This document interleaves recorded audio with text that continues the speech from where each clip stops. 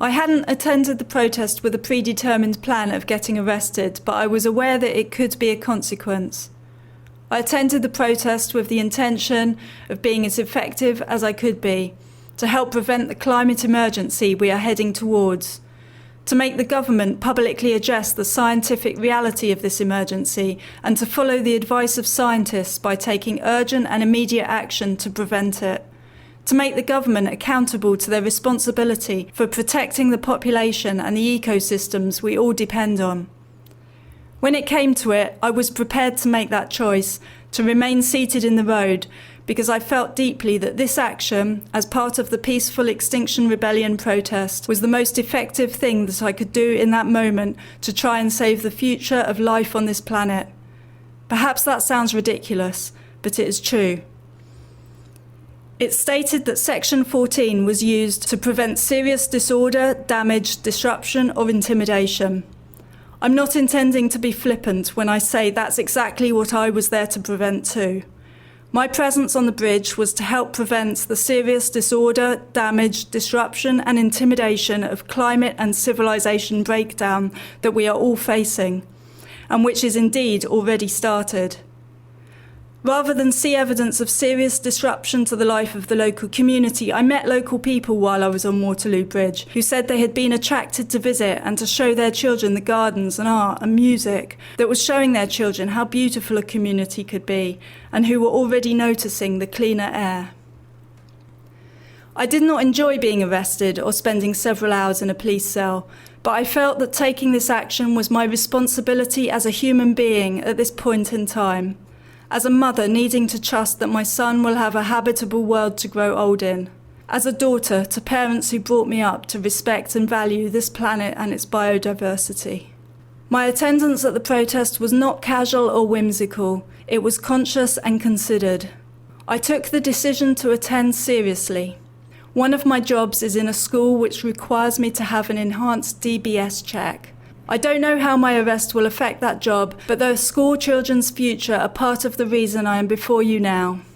Over the last 15 years, I've joined marches and protests, signed petitions, written letters, helped organise film showings and speakers, attended local meetings, done long-distance sponsored bike ride, raising awareness and money for climate action groups. 12 years ago, I co-organised a 2-week art exhibition at Portsmouth Cathedral to raise awareness about the urgency of climate change. I wrote to the head teachers of all 69 schools in Portsmouth with information sheets and lesson plans about climate change and invited their pupils to contribute to and visit the exhibition. 12 years ago, we knew how bad it was. Our government knew how bad it was, and yet so little has changed politically and economically to face this crisis. 12 years have passed and now it is so much worse. There are thousands of climate scientists speaking out about the severity of what is happening, but still inadequate action is being taken. Still, policies which directly contribute to the escalation of the climate crisis, such as the expansion of fracking and aviation, are being promoted by our government. Over a decade ago, I participated in the Camp for Climate Action, 4 years running. This camp and its protests were putting climate change on the global agenda, and I really believed it might start to make governments respond seriously to what the scientists were saying to prevent a climate emergency. But the media and government attention seemed to die down again so soon, and business as usual continued. I live in Portsmouth, which has one of the worst air pollution levels in the UK. I attended a council meeting in March this year where Portsmouth City Council unanimously agreed to declare a climate emergency. Minutes after discussing the high levels of pollution from shipping, one of the most prominent councillors was suggesting growing the local economy by expanding the port to allow luxury cruise liners to dock there. So how can I have any confidence that such a fine-sounding declaration will translate into action? I feel deeply affected by the scientists' warning in the IPCC report last October that we have approximately another 12 years to make the urgent and radical changes needed to keep warming below 1.5 degrees and avoid setting in motion runaway climatic conditions that we will no longer have any control over. In that report, they stressed that we have a tiny window of opportunity ahead of us. The co-chair of the IPCC working group stated that the next few years are probably the most important in our history. I feel deeply affected when I hear statements made such as this from David Attenborough. We face the collapse of our civilizations and the extinction of much of the natural world. That one sentence can keep me awake at night. I feel deeply affected by the increasingly overwhelming daily reports of the people and lands and creatures that are already victims of the climate crisis.